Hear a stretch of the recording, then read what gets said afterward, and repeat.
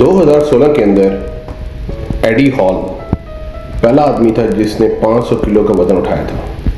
और साइंटिस्ट ये कहते हैं कि इतना वज़न उठाना ह्यूमनली पॉसिबल ही नहीं है, एक इंसान की बॉडी इतना वज़न उठा ही नहीं सकती। तो फिर उसने इतना वज़न कैसे उठा लिया? तो जब उसे इंटरव्यू लिया गया, उसने इंटरव्यू में पूछा कि एडी तुमने ऐसे कैसे किया? तो एडी कहता है कि मैंने अपने ज़हन में ये सोचा कि मेरे बच्चे गाड़ी के नीचे आ गए और मैं ये गाड़ी उठा रहा हूँ अपने बच्चों की जान बचाने के लिए। तो उसके ज़हन ने, उसके माइंड ने, उसकी थॉट्स ने उसकी बॉडी की एनर्जी को 100x कर दिया और उसके अंदर इतनी ताकत आ गई, वो 500 किलो का वजन उठा लिया उसने, जो कि साइंटिफिकली, बायोलॉजिकली, ह्यूमनली इतना पॉसिबल।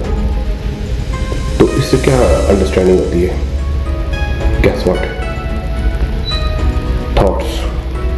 अगर आपकी थॉट्स में एनर्जी है, पावर है, फोकस है, you can achieve anything. Anything can be achieve just because of mind.